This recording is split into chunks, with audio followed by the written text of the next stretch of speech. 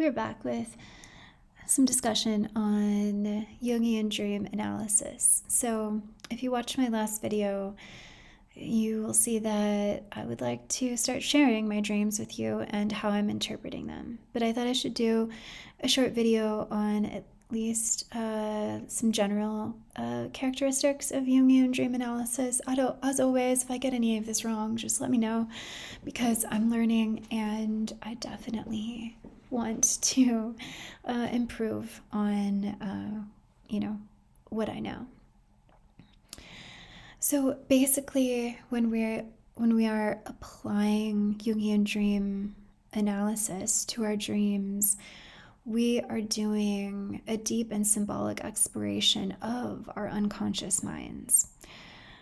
Seeing dreams as revealers of hidden aspects of the psyche and utilizing our interpretations and the content of our dreams to help us along the path of personal development. So as I see it now, and I'm just on a beginning path to reading about this, first I would say there is the aspect of the unconscious mind. So Jung believed that dreams are a direct communication from our unconscious mind. Dreams serve as the way to balance our conscious attitudes and help us understand what's hidden beneath the surface of our everyday sort of waking consciousness. So dreams can reveal things like unresolved conflicts, unacknowledged desires, and potential growth areas, places of healing from, childhood trauma. Another aspect is individuation, which is the process by which we become more whole and integrated by connecting or reconciling our conscious and unconscious selves. So dreams are a tool that we can use in this process because they offer insights that we might miss just trying to think about it intellectually. Because dreams, use symbols and archetypes, which is also why they are sort of difficult to understand, I think. Another aspect is the shadow.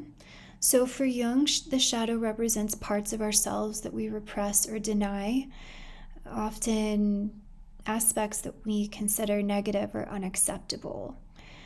So shadow elements can appear in dreams, sometimes in the form of a dark or undesirable character or a situation. And Jung believed that acknowledging our shadow and integrating our shadow, that is essential for psychological integration and balance and being a whole person. I would say that, everything in our dream has to do with our psyche. Even if we have an ex-lover or a parent show up in our dream, these are aspects that are alive in our psyche, and we can accept them as our own instead of literally understanding the figures as other people. The dream is just using the content that is available to send us a message. So another aspect along with that would be archetypes. So Jung said that there are symbols and themes in dreams that reflect universal and collective patterns called archetypes. These exist in the collective unconscious and come through in our dreams. It's often said that childhood dreams are more primordial because we maybe are more connected to that collective unconscious. We're more open to it. And, from 0 to 7, maybe even 0 to 12, that's when we're really developing ourselves. But a lot of that is sort of like when we're in those slower, like theta brainwaves, where we're just kind of absorbing everything. And some people even believe that when we're younger, we're more connected to all of our soul and even memories of past lives, or while in the womb or before the womb. So some of the archetypes include the self, which is an archetype of wholeness and balance. Also the persona, which is the social mask we wear in public. The shadow, which I mentioned, the dark, repressed aspects of our psyche. Also, there's the anima and the animus. So these are our feminine aspects and our masculine aspects. So Jung really focused on the feminine aspect within a man and the masculine aspect within a woman. But I really think that a part of our journey of individuation is developing and balancing our feminine and masculine. And so I think that when we see, women in our, or even symbols of the feminine in our dream, then that might represent our feminine aspect. And then, the inverse. And then the wise old man or wise old woman could be a spirit of wisdom and guidance. Even people with titles, such as, a police officer or a detective or a nurse, can often be sort of figures like guides. Some believe that these figures can represent like our spirit guides, if you believe in that. So I would say the next theme would be symbolism. Even though I think there is a tendency for all of us to do that, I think that dreams rarely convey literal meanings.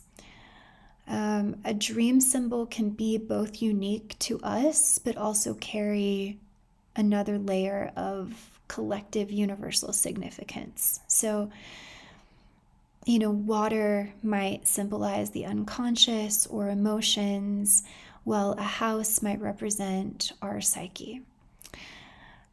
So I think it's essential to Jungian interpretation to figure out how to decode these symbols, because then we can understand what the unconscious is trying to communicate. Then there's the idea of compensation. So Jung believed that dreams compensate for imbalances in our waking life.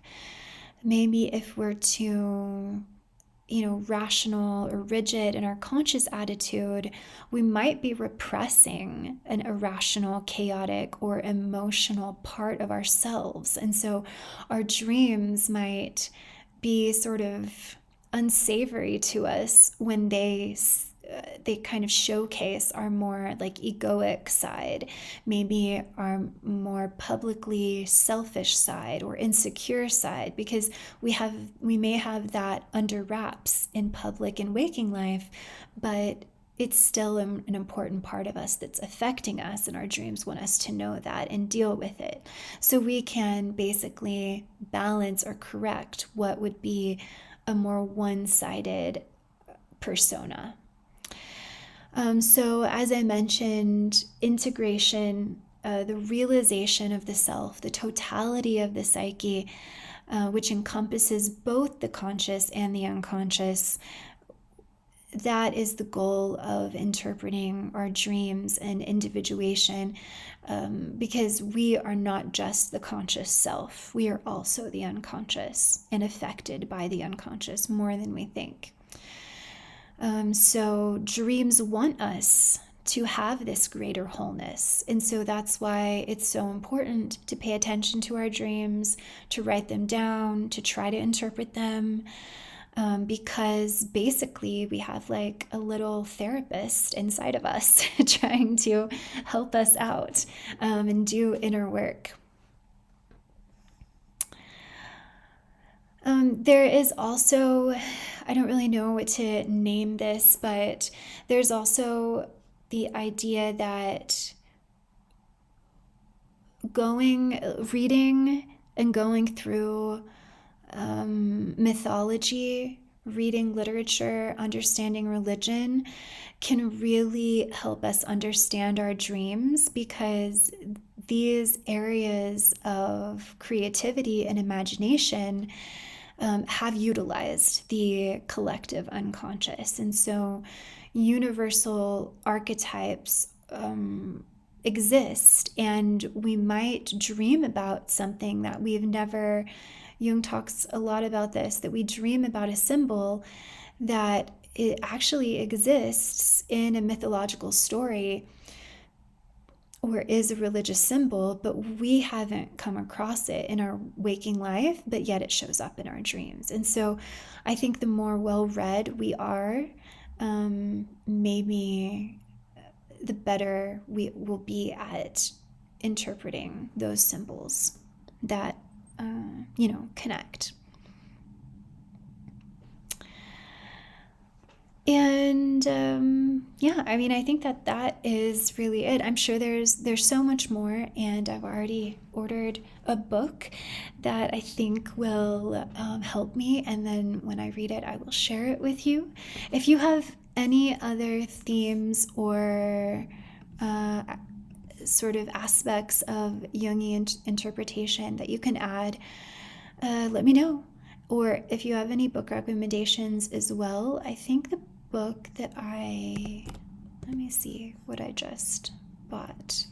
I bought it as well because, one, because there was a really good review of it, and then also it was only $8. So it's like the end of the month, so I really can't afford to buy anything besides food and petrol, but this seemed sort of like negligent financially. So it's by Robert A. Johnson, and it's called Inner Work Using Dreams and Active Imagination for Personal Growth. And he is a Jungian analyst. So I thought that book would be really great. All right. Thanks so much, and see you next time.